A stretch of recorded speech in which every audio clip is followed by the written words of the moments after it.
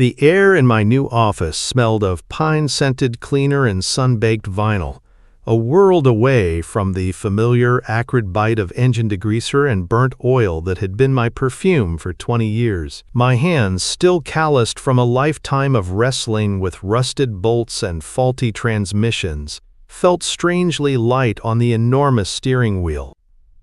Through the panoramic windshield of the Blue Ridge Mountain Tours bus, the mountains themselves seemed to welcome me, their ancient, hazy blue peaks promising a quieter, second act to my life. My new boss, Eli Vance, had a face that looked like it had been carved from the same granite as those mountains, all sharp angles and deep-set weary eyes. He'd handed me the keys with a grunt that was equal parts welcome and warning. Along with them came a small, laminated card. "Company rules, Art," he'd said, his voice a low rumble. "Memorize 'em, live by 'em." I glanced down at the card. The first few rules were the kind of common-sense stuff you'd expect. One was about being on time, something about the mountains waiting for no one. Another was the standard, "be professional and courteous" line. A third forbade any unscheduled stops outside of designated overlooks or real emergencies. Standard operating procedure. I was a mechanic. I lived by procedures.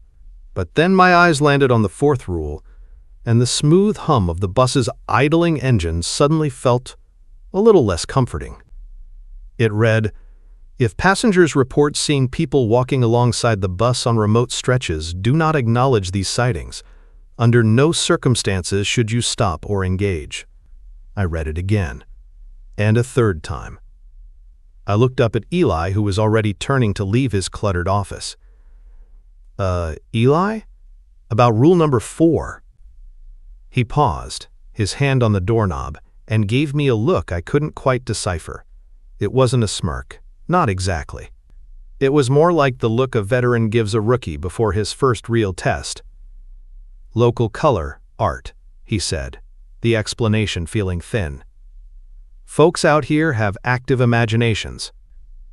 Best not to encourage them. Just stick to the script, talk about the waterfalls or the black bears. Got it?" I nodded, though I didn't really get it at all. It felt like a bizarre hazing ritual, a private joke for the lifers. But my savings were dwindling, and the steady thrum of this diesel engine was the most promising sound I'd heard in months. So I tucked the card into my shirt pocket. Got it. Just before I boarded my bus for my first solo run, a woman with a wiry frame and silver hair pulled back in a tight bun leaned against the fender of the adjacent coach. She wore the same blue company polo as me, but hers was faded from 1,000 washes. Her name tag read Clara May. Her eyes, sharp and knowing, flicked to my shirt pocket where the corner of the laminated card peeked out. "They give you the card then?" she asked, her voice raspy, like gravel rolling downhill. "Yeah," I said with a shrug, trying to sound nonchalant. "Some interesting local color." Clara May let out a short, dry laugh that held no humor. She pushed herself off the bus and took a step closer, her gaze intense. "Let me give you a piece of advice, newcomer. The ones they write down on that card? They're just the beginning." Before I could ask what she meant, she tipped her chin, turned, and climbed into her own bus, leaving her cryptic words hanging in the air like mountain mist. I shook my head, dismissing it as the cynicism of a lifer. My first group was already lining up, the Good Shepherd congregation from Flatland, Georgia, all sweet smiles and pastel-colored windbreakers. They were thrilled to be here, their gentle chatter filling the bus with a pleasant, harmless energy. As it pulled out of the depot and headed toward the winding mountain parkway, I felt a sense of calm settle over me. The bus handled like a dream, the road was clear, and my passengers were happy. I pointed out a soaring hawk and got a chorus of appreciative oohs and uhs. This was easy. This was good. The strange rules and Clara May's warning faded into the background, just another quirk of a quirky new job in a region known for its tall tales. The rules of the road, I figured, were the ones I already knew. Keep your eyes forward, your hands on the wheel, and get your passengers safely from point A to point B. I was just a man driving a bus, and that was all that mattered. I couldn't have been more wrong. For the first hour, the job was everything I'd hoped it would be. The powerful diesel engine hummed a steady, reassuring tune as I navigated the winding parkway. Sunlight dappled through a canopy of oak and maple, painting shifting patterns on the road ahead. Behind me, the members of the Good Shepherd congregation were a gentle murmur of pleasant conversation, their voices punctuated by the occasional click of a camera. I was no longer Art the grease-stained mechanic. I was Arthur Pendleton, professional tour guide, dispenser of local trivia and purveyor of scenic beauty. I was playing the part, and I was enjoying it. We were deep into a remote stretch, the road a gray ribbon clinging to the mountainside, when a small voice piped up from a few rows back. "Mr. Driver? Mr. Driver?" I glanced in the rearview mirror. A boy with a mess of blonde hair and a smattering of freckles was kneeling on his seat, his face pressed to the glass. His identical twin sat beside him, mirroring the posture. "What have you got back there, fellas?" I asked into the headset microphone, my voice smooth and practiced. "There's a man running next to us," the first boy, Leo, exclaimed.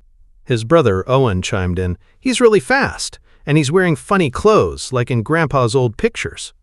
My heart gave a little trip hammer beat against my ribs. Rule number 4. My mechanic's mind immediately started searching for a rational explanation. A trick of the light. A strangely shaped tree trunk flashing by. A hiker on a parallel trail, his speed distorted by our own motion. "He's still there!" Leo shouted, pointing. I remembered Eli's words, "Stick to the script." I forced a chuckle into the microphone. "You boys have sharp eyes, but I bet you just saw one of our famous white-tailed deer. They can move like the wind when they want to. Keep a lookout, you might see another one." The boys seemed to accept it, slumping back into their seats to scan the forest. I felt a bead of sweat trickle down my temple. It was just kids with overactive imaginations, I told myself. Nothing more.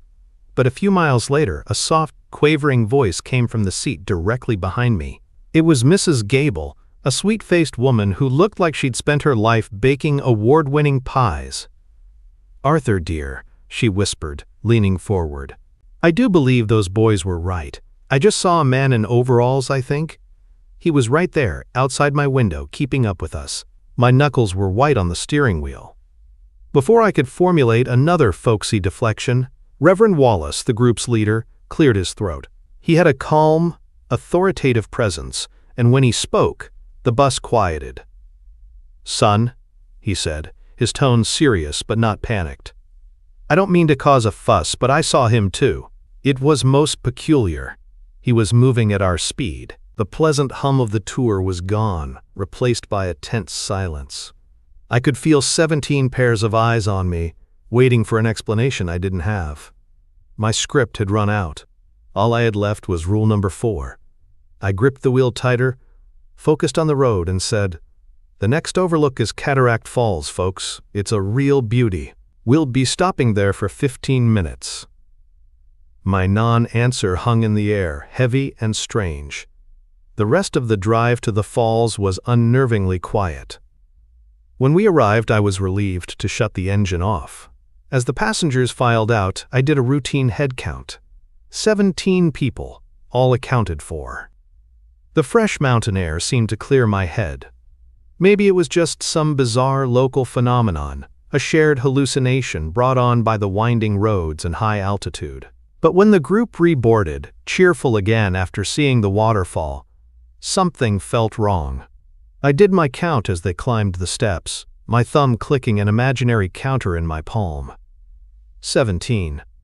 I closed the door, did a final sweep in the rearview mirror, and my blood ran cold. I counted the heads again, slowly this time, my breath caught in my chest. 15, 16, 17, 18. The number was solid, unmovable. Impossible. My eyes scanned the rows of pastel windbreakers and silver hair until they landed on the last occupied seat. 14B. A man was sitting there. He wore faded, dirt-stained overalls and a plain, collarless shirt, just as the boys had described. His skin was pale, his hands rested on his knees, and he was perfectly still, a stark contrast to the shifting, chatting members of the church group. He didn't belong. He hadn't been there before. As my terrified gaze met his in the rearview mirror, his lips pulled back from his teeth, stretching into a wide, chilling smile.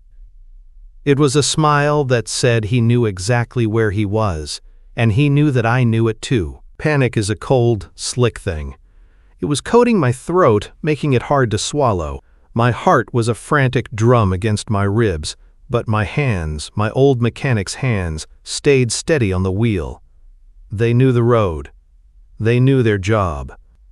They were the only part of me that wasn't screaming. In the rearview mirror, the man in seat 14B remained perfectly still, that chilling smile fixed on his face. He was an anchor of absolute wrongness in a bus full of oblivious, happy people. I had 17 souls to get down this mountain safely, and an 18th who, I suspected, had no interest in safety at all. I forced myself to breathe. In through the nose, out through the mouth. I had to keep up the charade. I flicked on the microphone, my voice coming out a little tight, but hopefully passable. And coming up on your right, you'll see some of the finest examples of Fraser fir in the park, I said, the words tasting like ash. These trees are native to the highest elevations of the southern Appalachians. My gaze kept flicking to the mirror, a morbid magnet I couldn't resist. He was always there, unmoving, his eyes locked on mine. The air in the bus felt colder, heavier. It was as if his presence was a physical weight, pressing down on us all. Just as my composure was about to crack, a burst of static crackled from the two-way radio on the dash. It was a lifeline. Blue Ridge 1, this is Blue Ridge 4. How's that first solo run treating you, newcomer? It was Clara May. Her gravelly voice had never sounded so beautiful. 4, this is 1, I managed, trying to keep my voice even. It's colorful. There was a pause. The static hissed. When she spoke again, her tone had shifted. The folksy charm was gone, replaced by a low, urgent command. Art, listen to me. Don't ask questions. Your next scheduled stop is the Elkmont Historic District. Right? That's the one, I confirmed. Good. When you get there, you make sure every paying passenger gets off that bus. You tell them it's a special extended stop, you tell them whatever you have to, but you get them all off. You understand me? The emphasis on paying sent a fresh wave of ice through my veins. She knew. And Art? She added, her voice dropping to a near whisper. The most important rule you'll learn today. Stop looking in the damn mirror. Do not look directly at seat 14B. You focus on the road and you get those people to Elkmont. The radio clicked off, leaving me in a silence that was more profound than before. But now I had a mission. I had instructions. I wasn't just panicking anymore.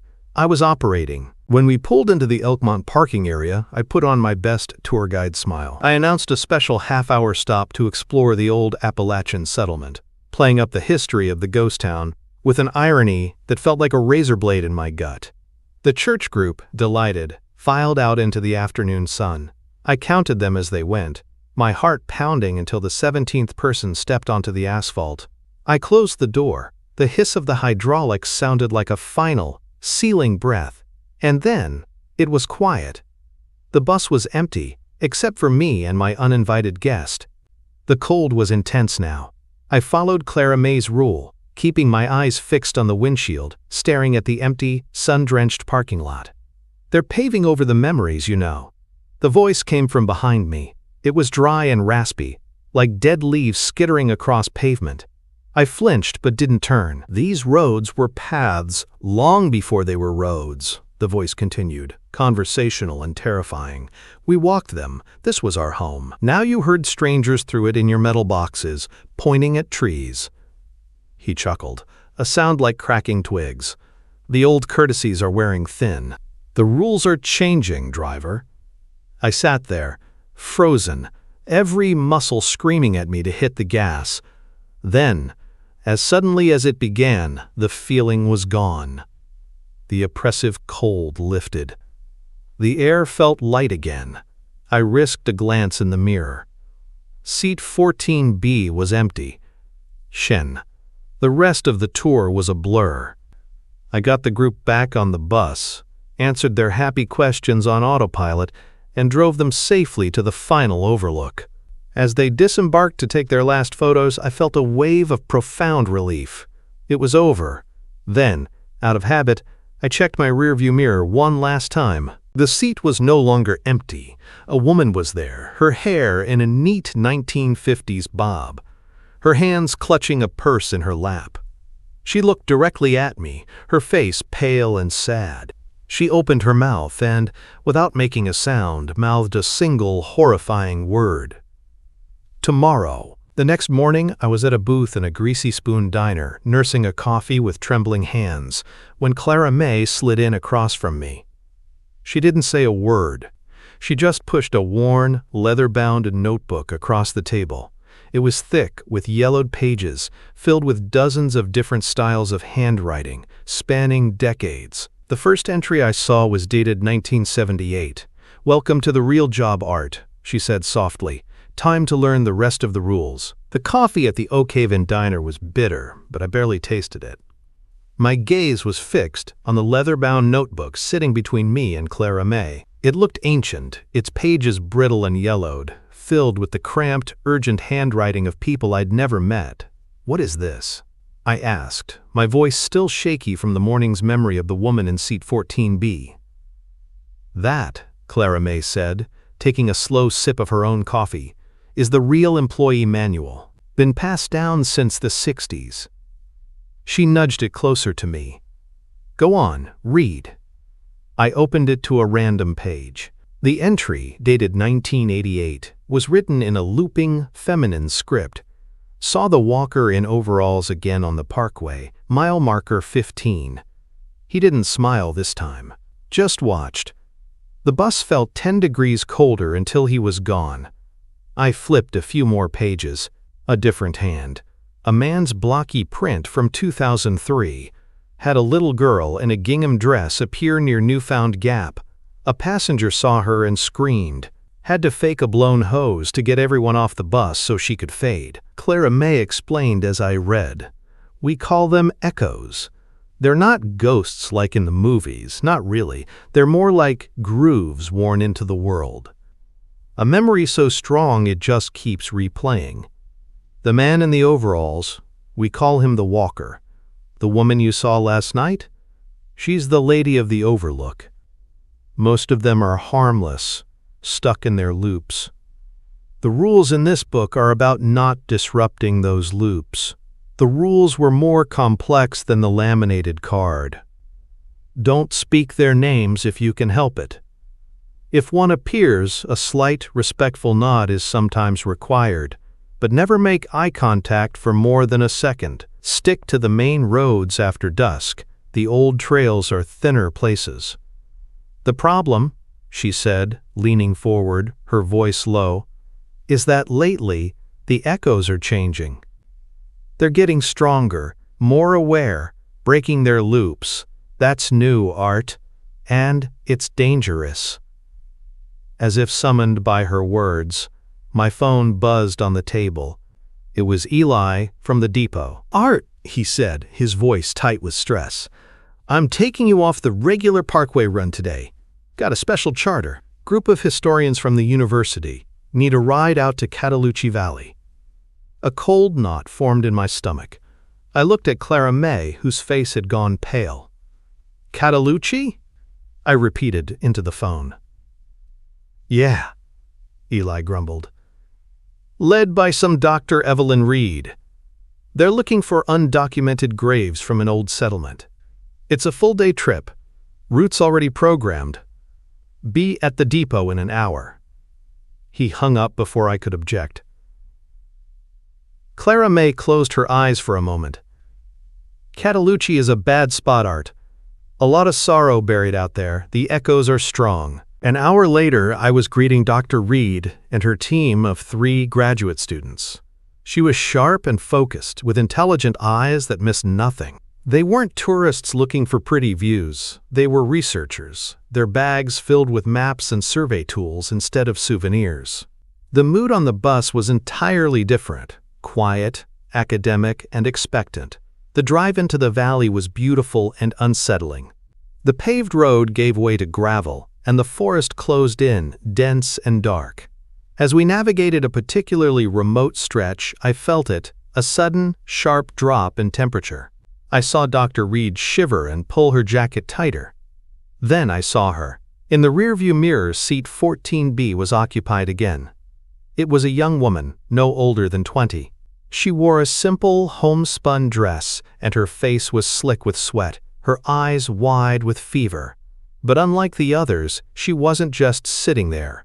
She was looking past me, directly at the historians, Lil. And then she broke the ultimate rule. She spoke. Her voice was a fragile, breathless whisper that somehow filled the entire bus. The fever it took us in the fall of '92. Dr. Reed's head snapped up. Her students froze, their pens hovering over their notebooks. The girl's gaze was distant, lost in a memory over a century old. It came on so fast. Pa buried me and little Thomas behind the old chestnut tree, right by the creek, before the typhoid took him too. They never put up a stone. Her form began to flicker. No one to say the words. And then she was gone. The cold dissipated. The bus was silent for a full 10 seconds. Then Dr. Reed, her eyes alight with a terrifying, feverish excitement of her own, turned to her team. "Did you get that? Every word?" She looked at her map, then back towards the woods where the creek ran. Sellers family plot. Unconfirmed.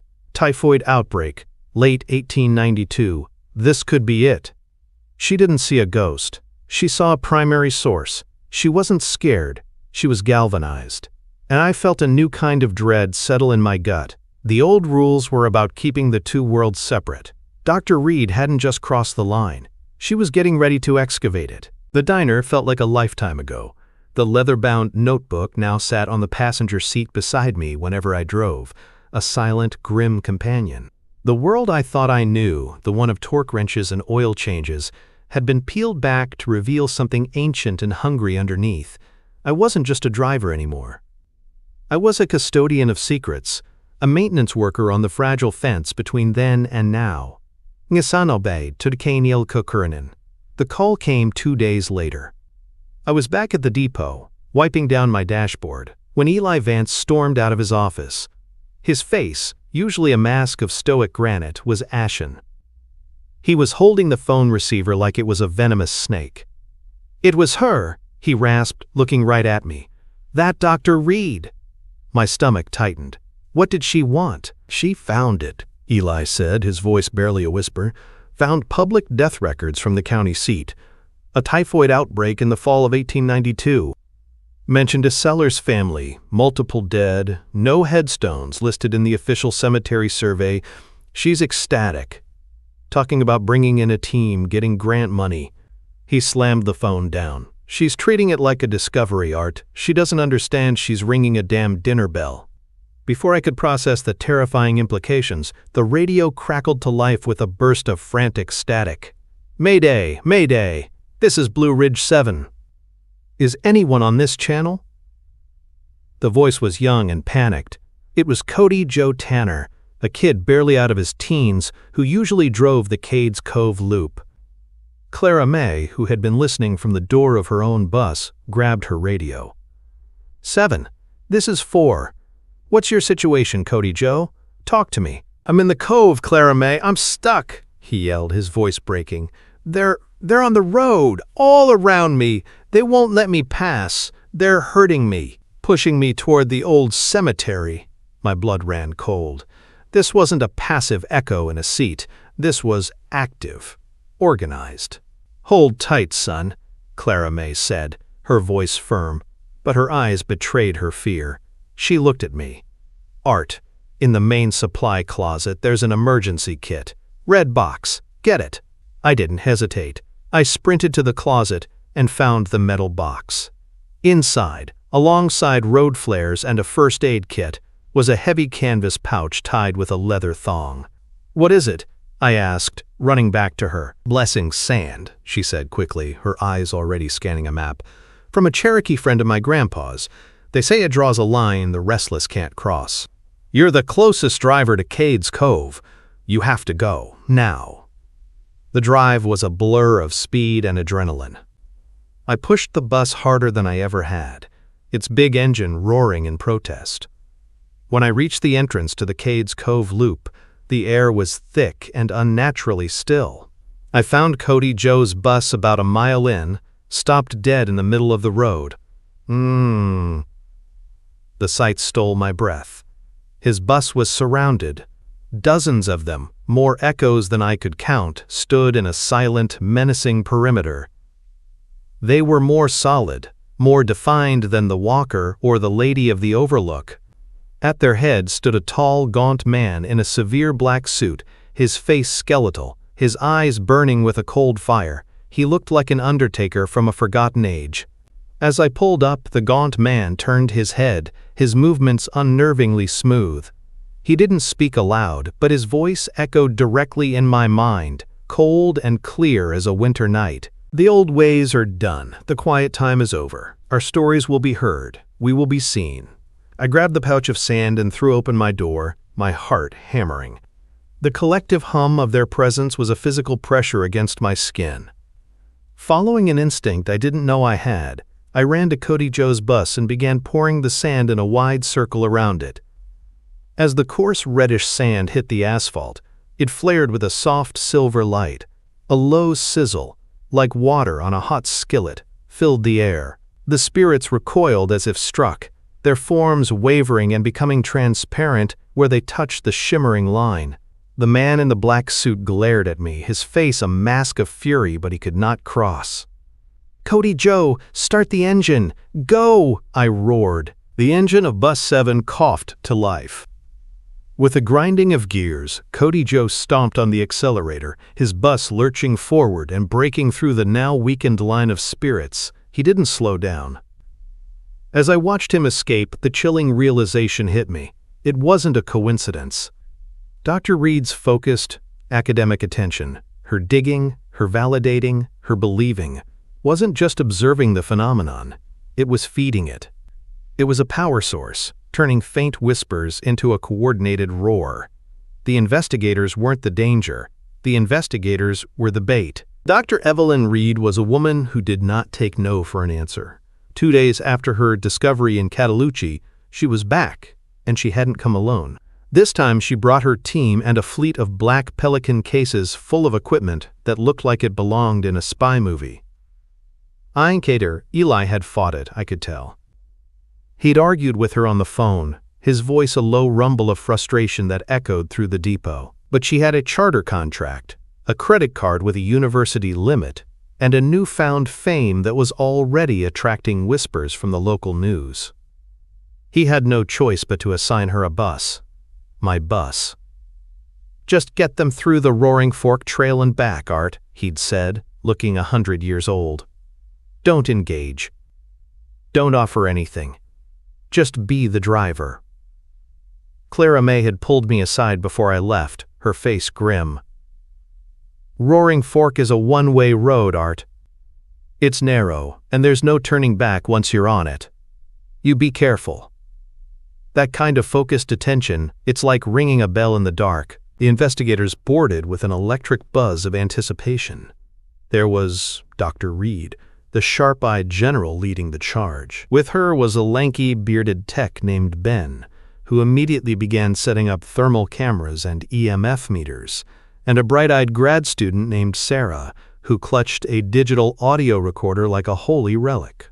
They weren't tourists anymore. They were hunters. "We're looking for measurable data, Arthur," Dr. Reed explained, her tone condescendingly cheerful. "Temperature fluctuations, electromagnetic fields, electronic voice phenomena. We're going to apply the scientific method to local folklore." I just nodded, my hands gripping the wheel. They had no idea what they were doing. They were walking into a powder keg with a lit match, convinced it was a flashlight. For the first few miles of the Roaring Fork Motor Nature Trail, nothing happened. The woods were quiet, beautiful, and stubbornly normal. Ben's meters remained silent. Sarah's recorder picked up nothing but birdsong. I could feel their professional enthusiasm starting to curdle into disappointment. Then, as we passed the ruin of an old homestead, nothing left but a crumbling stone chimney, one of Ben's devices let out a piercing shriek. "Spike! Massive EMF spike right there!" he yelled, pointing toward the chimney. Instantly, all their equipment was aimed at the spot. Sarah held her parabolic microphone out, Ben squinted at his thermal camera, and Dr. Reed began dictating excited notes. Ambient temperature drop of 12 degrees, significant field fluctuation. I saw what they couldn't. The focused energy of their attention was a beacon. By the chimney, the air began to shimmer, to coalesce. An entire family flickered into view. A man in worn work pants, a woman in a long calico dress, 2 small children holding her hands. They weren't a blurry anomaly on a screen. They were solid, their faces etched with sorrow. The woman looked directly at the bus, at the whirring equipment, her spectral eyes wide with a kind of confused longing. "My God," Sarah whispered, listening through her headphones. "I'm getting voices, full sentences. Something about a hard winter." "Keep recording," Dr. Reed commanded, her voice trembling with discovery. "This is it. This is provable." They were feeding them. Their technology, their analysis, their desperate need to see something. It was a feast. All along the winding road, the echoes began to appear. Not just one at a time, but in groups. Gaunt-faced men with long rifles, women gathered around invisible campfires, children playing silent games in the dappled light. They were clearer, more defined than anything I'd seen before.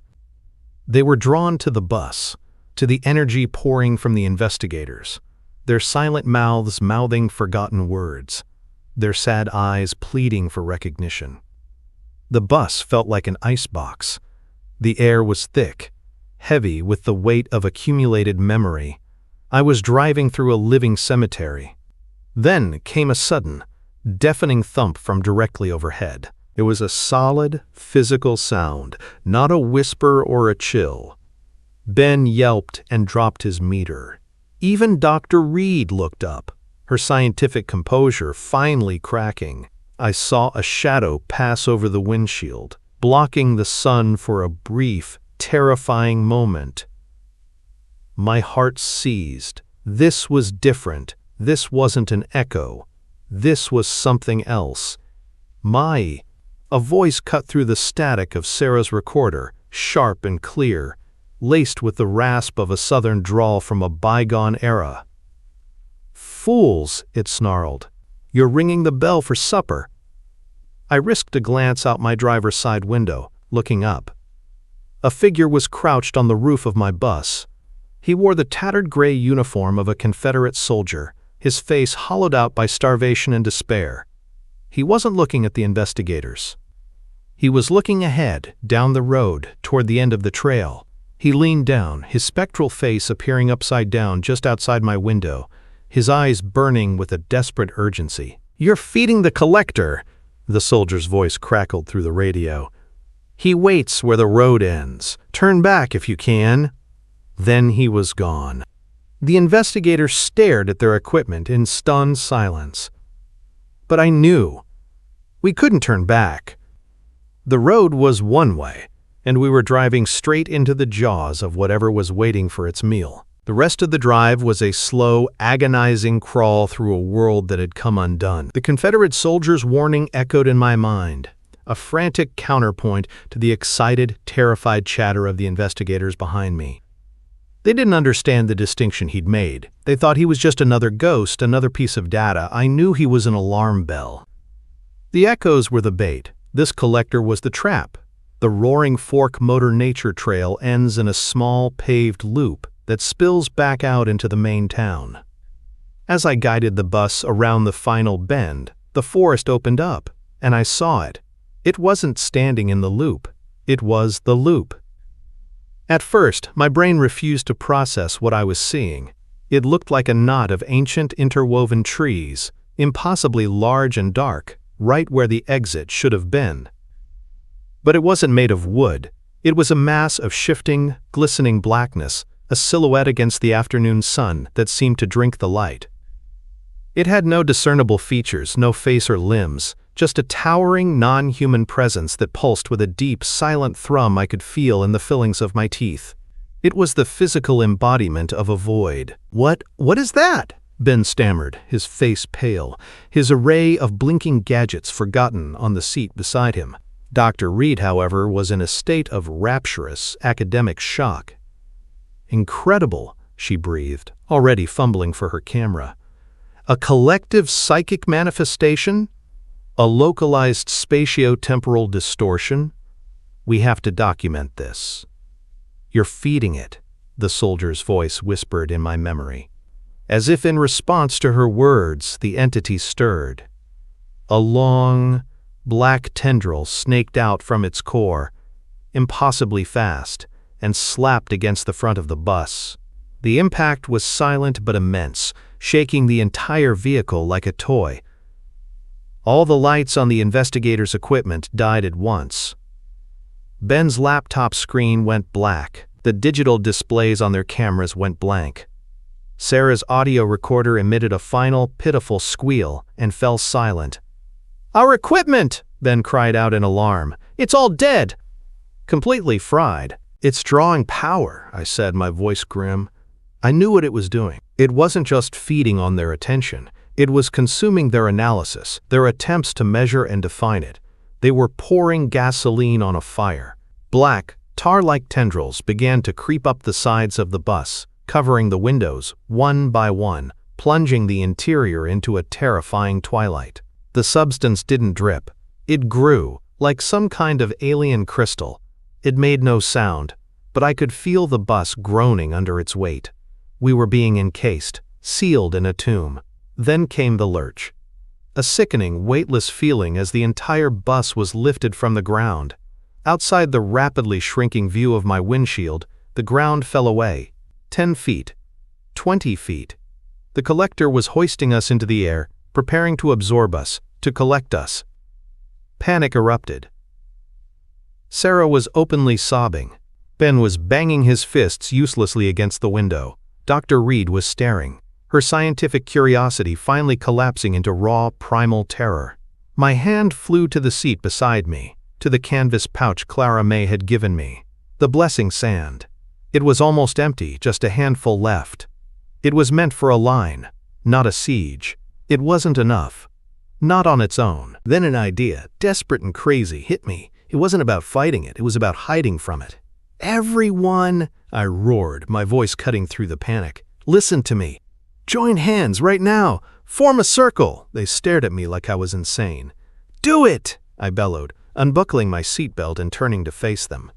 I grabbed Dr. Reed's hand on one side and a terrified Ben's on the other. "Close your eyes and don't think about what's outside. Think about home. Your families, your pets, your favorite meal. Anything but this. We have to become invisible. Stop analyzing. Just be." Hesitantly, shakily, they linked hands. As the last connection was made, I reached into the pouch with my free hand, and with a prayer to anyone or anything that might be listening, I threw the last of the blessing sand into the air in the center of the bus. It didn't create a barrier. It seemed to dissolve into a fine, shimmering mist that settled over all of us. The groaning of the bus stopped.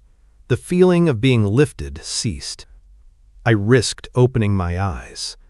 Through the one remaining clear patch on the windshield, I saw the world tilt violently. With a bone-jarring crash, the bus slammed back down onto the asphalt. The collector, unable to perceive us clearly, had dropped us. The black substance instantly retracted, slithering back into the main mass like a startled snake. "It can't see us clearly anymore," I yelled. "The connection is broken. Don't look at it. Don't think about it. Just run." I threw the door open. Without a second thought, the 3 terrified investigators scrambled out and fled, their multi-million-dollar research project abandoned, their faces masks of pure animal fear. I was right behind them, not stopping until we burst out of the tree line and into the comforting, mundane sight of the main road. leaving the silent, hungry collector alone in its clearing, still waiting. We had escaped, but I knew we had left it stronger and more aware than ever before. The weeks that followed were filled with a tense, unnatural quiet. Dr. Reed and her team were gone. They'd filed a garbled, hysterical report about a, quote, a freak geological event and equipment malfunction, then vanished back to the safe, sterile world of academia. They left their fried equipment and their shattered confidence behind. But the collector remained.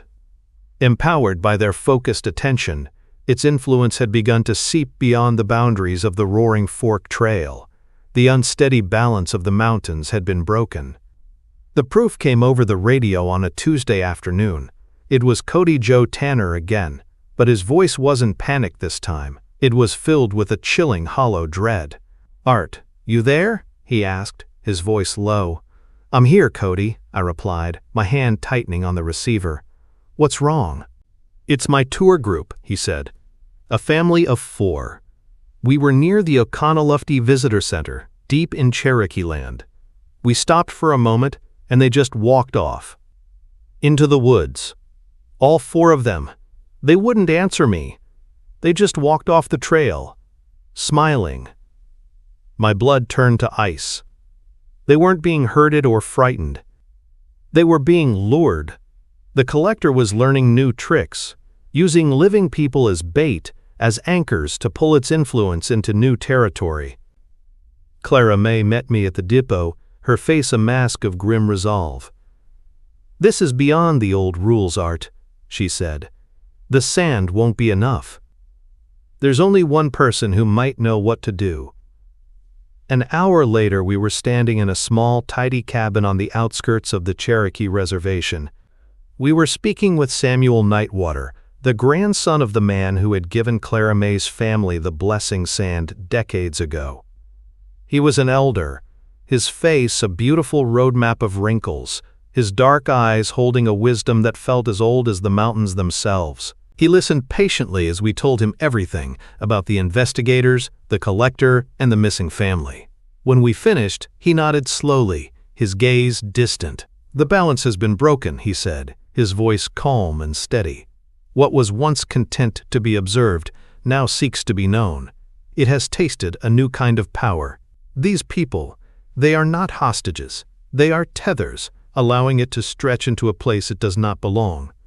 He stood and retrieved a deerskin pouch and a carved wooden flute from a mantelpiece. "We will bring them back, but we must walk into its world to do so." Led by Samuel, Cody Joe and I ventured into the woods where the family had disappeared. The deeper we went, the more the forest changed. The light grew dim and silvery. The familiar sounds of birds and insects faded into an oppressive silence, and the path twisted in ways that defied geography. We had crossed a threshold into a spirit territory, a place warped by the collector's presence. We found them in a small, unnatural clearing. The family of 4 was there, dancing slowly in a circle, their faces blissful and vacant.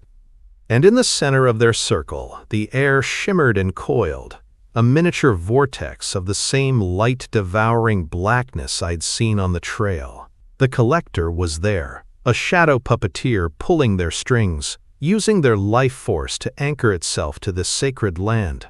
"Do not look at the center," Samuel commanded softly. "Look at the people. They have forgotten their own stories. We must remind them." He began to play the flute. The melody was haunting and strange, weaving through the silent trees. It wasn't an attack. It was a call. As he played, Cody Joe and I, following his instructions, began speaking to the family. We didn't shout. We just talked.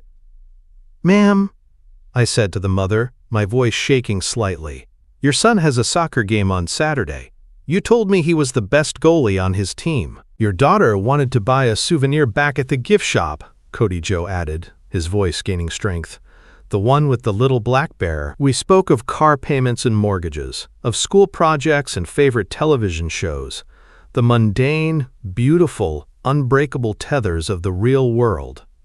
As we spoke, the blissful looks on their faces began to falter. Confusion flickered in their eyes. The mother stopped dancing, looking down at her own hands as if seeing them for the first time. The vortex in the center thrashed violently, sensing it was losing its grip, but the melody from Samuel's flute and the weight of our words were stronger. One by one, the family members stopped dancing, shaking their heads as if waking from a long dream. The connection was broken. The collector's shadow receded with a silent, frustrated shriek, and the clearing was just a clearing once more. We led the dazed but unharmed family back to the world they belonged to. In the aftermath, a new balance was forged.